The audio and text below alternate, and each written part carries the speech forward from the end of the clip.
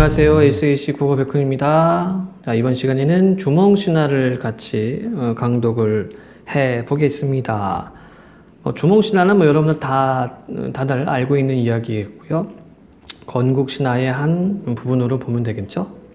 자, 그럼 바로 보도록 해볼게요. 주몽신화 볼게요. 시조 동명성왕의 성은 고시고 이름은 주몽이다.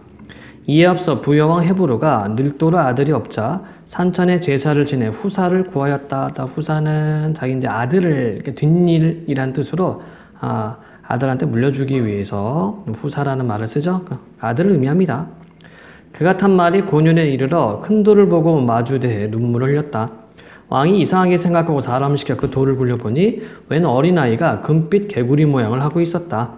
왕이 기뻐하며 말하기를 이야말로 하늘이 내게 주신 아들이로구나 하고서 곧 거두어 기르고 이름을 금화라고 했다. 금빛 개구리란 뜻입니다. 자, 그러면 인물 정리해 볼까요? 부여왕입니다. 부영이 아니고 부여왕 해부르. 해부르의 아들이 없었어요. 아들이 없었다가 어떤 바위 밑에서 그 말을 만나게 됐네요. 그가 장성하자 태자로 삼았다. 태자는 이제 왕이 될 아들 태자.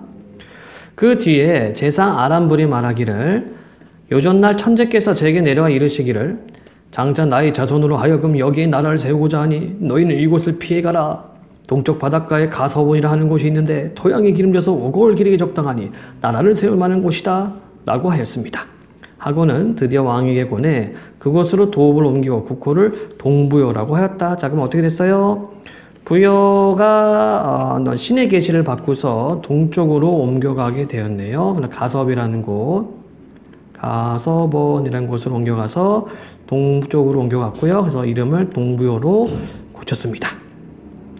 그 옛 도읍지에는 어디에서 왔는지를 알 수 없는 사람이 자칭 천재의 아들 해무수라고 하면서 그곳에 와 나라를 세웠다. 그러니까 이게 이제 앞에 내용이 맞죠? 즉 부여가 있던 땅에 신의 계시로서 딴 쪽으로 가라고 하니까 옮겨갔어요. 동쪽으로. 그러니까 그곳에 해모수가 와서 나라를 세웠습니다. 해부르가 죽자 금마가 왕위를 이었다. 이때 태백산 남쪽 우발수에서 한 여자를 만나 그녀에게 영문을 물으니 대답하기를 영어를 잘했나 봐요. 예. 저는 여자죠. 저는 하백의 딸인데 이름은 유아라고 합니다. 동생들과 함께 나와 노는데 그때 한 남자가 나타나 자기가 천재 아들 해모수라고 하면서 저를 웅심산 아래 압록강가에 있는 방으로 유인해 사통하고 개인적으로 통했다는 얘기예요. 가버리더니 돌아오지 않았습니다. 저희 부모는 제가 중무 없이 다른 남자를 허락한 것을 꾸짖고 우발수로 기양살이를 보냈습니다. 라고 하였다. 자, 요 부분에 유아라는 사람이 있고요. 이 대화를 통해서 말을 통해서 그간에 있었던 사건을 유학적으로 제시를 해주고 있습니다. 금화가 이상하게 여겨 방 안에 가뒀는데 햇빛이 그녀를 비추는지라. 자, 햇빛이 그녀를 비추었다. 즉 천손임을 나타내주고 있죠. 뱃속에 있는 아이가 하늘의 자손이라는 뜻입니다. 그녀가 몸을 끌어 피하며 햇빛이 다시 쫓아가면 비추었다. 갑자기 비의 노래가 생각이 나는군요. 태양이 싫어, 태양이 싫어. 자, 이로 인해 태기가 있더니 햇빛을 받고 태기가 있어요. 알 하나를 낳았는데 크기가 닷대 정도 되었다. 자, 이것을 설화 난생 모티프라고 하죠. 알에서 태어나는 것. 왕이 알을 버려 개 돼지에게 주었더니 자, 기아 모티프입니다. 자, 보통 주몽신화가 영웅의 일대기 모습을 나타내고 있는데요. 신이한 탄생, 신기하게 태어났죠. 알에서 태어났으니까 신기한 탄생. 그리고 또 고귀한 탄생이죠. 왜? 아빠가 해모수, 엄마가 물의 신 하백의 딸 유하, 신이한 탄생. 그리고 첫 번째 시련 기아가 옵니다. 기아 자동차 기아가 아니고요. 버림을 받다. 아이가 버림받는 것을 기아라고 그래요. 왕이 알을 버려 개 돼지에게 주었더니 짐승들이 먹지 않았고 다시 길 가운데 버렸더니 소나 말이 피해 밟지 않았으며 나중에는 들여 버렸더니 새가 날개로 덮어주었다. 그래서 첫 번째 조력자들이 있네요. 여기는 동물들이 주몽의 주몽을 이렇게 보호를 해줍니다. 왕이 알을 쪼개려 했으나 깨트릴 수가 없어 마침내 그 어머니에게 들려주었다. 그 어머니가 알을 감싸서 따뜻한 곳에 두었더니 한 남자아이가 껍질을 깨고 나왔다. 아이는 골격과 풍채가 아름답고 기이하여 나이 겨우 7살에 숙성하게 빼어나 보통 와와는 달랐다. 제 손으로 활과 화살을 만들어 쏘았는데 백발백중이었다. 부여의 속으로 활을 잘 쏘는 것을 주몽이라고 했기에 이를 아이의 이름으로 했다 한다. 그래서 이름의 어떤 기원도 나타나 있습니다. 금화에게는 7 아들이 있어 늘 주몽과 함께 놀았는데 그들의 재주가 모두 주몽에게 미치지 못하였다. 맏아들 대소가 왕에게 말하기를 주몽은 사람이 낳은 바가 아니고 그 사람됨이 용맹하니 만약 일찌감치 대책을 세우지 않는다면 후환이 있을까 두렵습니다. 이때 후환은 뭐예요? 왕위를 뺏긴다는 얘기죠. 왕위 뺏김. 청컨대 그를 제거하소서 라고 하였다.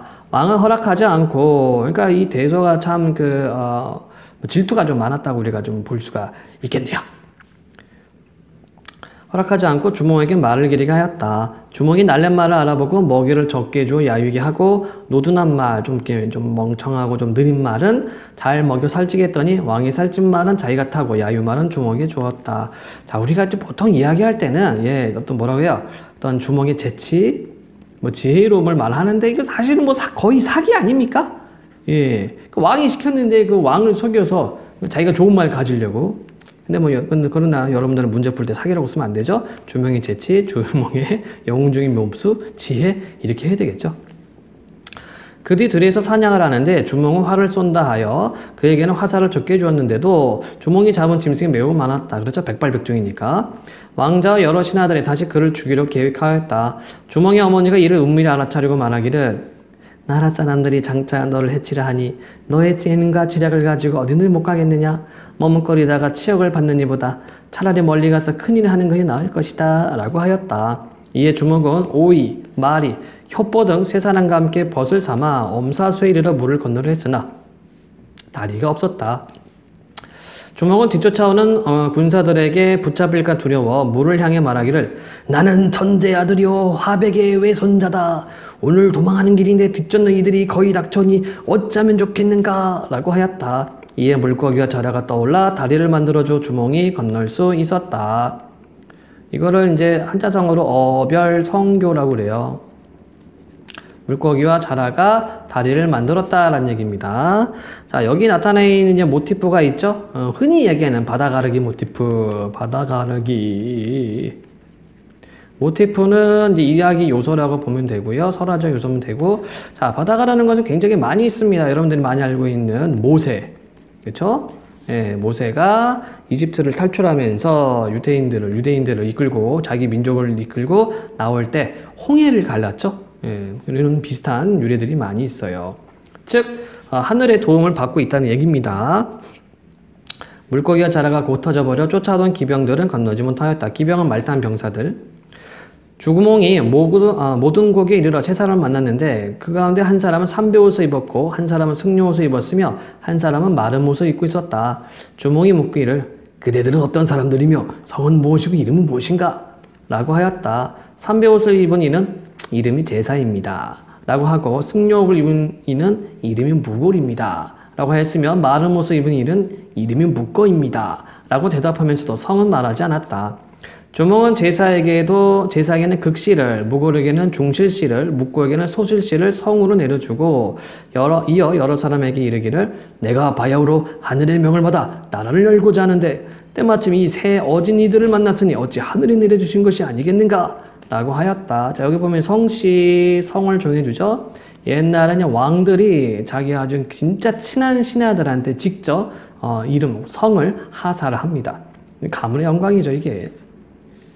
마침내 그들의 재능을 헤아려서 각각 일을 맡기와 함께 졸본천에 이르렀다. 그곳 토양이 비옥하고 산과 강이 험준한 것을 보고 마침내 나라를 세우고자 했으나 미처 궁실을 지을 겨를이 없어 단지 비류숲가에 초가집을 엮고 지내던 항상 처음은 이렇게 좀 미천하죠. 처음은 미천하나 끝은 장대하리라. 국호를 고구려라 하고 이로 말미암아 고로 성씨를 삼았다. 그래서 이제 고주몽이 되었죠. 자, 삼국사기에 수록되어 있습니다. 자, 그러면 학습 활동을 보도록 할까요? 주몽의 일대기 흐름을 따라 정리해보자. 굉장히 중요하고요. 왜냐면은 이런 주몽의 일대기가 나중에 영웅소설의 일대기의 전형으로 틀로서 자리를 잡게 되죠. 고귀한 혈통, 천재 아들의 헤모스와 하백에 따른 유아사에 태어났다. 기한 출생, 난생이죠. 아래서 태어납니다. 어려서 버림받은 기아라고 하죠. 즉 금화왕이 알이니까 이 알을 갖다 버립니다. 그런데 동물들이 보호해주죠. 오히려 탁월한 능력 뭐가 있었죠? 활쏘기. 활쏘기가 있었고요. 시련과 위기. 자, 대소왕자가 시기와 질투를 합니다. 그래서 결국 이제 죽이려고 했지요. 조력자의 도움. 뭐 자라도 있고요. 그다음 물고기도 있고요. 물론 하늘의 도움입니다. 그리고 여기 세 사람 또 따로 만났죠. 그래서 결국 고구려를 건국하고 왕이 되었습니다. 그래서 건국신화에 해당이 되겠네요. 자, 다음 글을 읽고 주몽이 기이한 출생이 건국신에서 어떤 의미를 지니지 말해보자. 주몽은 알로 태어난다. 그 알은 하늘에 떠있는 햇빛을 받아 태어난 곳으로 보아 해를 상징하기도 한다. 한편 외가 쪽은 물 혹은 땅을 상징한다. 주몽의 외조부는 하백인데 이 이름에는 물을 의미하는 글자가 들어있다. 여기 있죠? 삼수변. 모친 유아가 귀향을 간 곳의 지명이 오발수인데 이 또한 물과 관련되어 있다. 주몽이 태어날 때 햇빛이 쬐어 유아가 임신하는 곳으로 되어 있다. 친가 쪽과 외가 쪽의 결합은 하늘이 태양이 육지의 물에 쬐인 것, 즉 하늘과 땅이 결합하고 태양과 물이 좋은 것을 의미한다. 그래서 이것을 천부, 하늘의 아버지고요. 지모, 땅의 엄마다라는 얘기입니다. 천부, 지모, 형, 설화 또는 모티브 이야기 요소를 이렇게 정할 수가 있겠습니다. 그래서 신성성을 부여하는 거죠. 다음 내용 또 볼까요? 단군신화와 주몽신에 등장하는 인물들은 1대, 2대, 3대를 형성하는데 그 양상을 다음 표에 따라 정리해보고 세대별 인물의 특성을 써보자. 자, 단군신화는 우리가 뒤에 또 있기 때문에요. 읽지는 않고 간단하게 정리해볼까요? 주몽신화 같은 경우 1대가 누구였습니까? 해모수였어요. 천재죠, 천재. 천재 1대 천재, 2대 해모수, 3대가 주몽입니다. 자, 단군신화는 누구였어요? 환인 1대, 그 다음 2대가 환웅, 그 다음에 단군이죠. 차이점은 뭘까요? 주몽이 몰라요, 해모수를. 알 수가 없죠. 그리고 주몽은 어려서 시련과 고난을 겪고 나서 나라를 세웁니다. 자, 그런데 단군은 아버지를 알고 있고 이 라인이 깨지지가 않습니다. 그대로 유지가 되죠. 그리고 단군 시련이나 고난은 없습니다. 고난, 시련, 역경은 없고요. 그냥 고조선을 세우게 되었죠. 이런 차이점을 보이고 있네요. 단군과 단군신화는요, 우리가 나중에 다시 한번 보도록 하겠습니다. 자, 여러분들 이제 주몽신화 읽어가면서 좀 이렇게 미진한 부분이나 조금 어려운 부분이 있으면 반드시 체크를 해 두고요. 그 다음에 반드시 본 수업 시간에 질문을 하시기 바랍니다. 자, 그럼 수업, 주몽신화 수업은 여기서 마치도록 하겠습니다.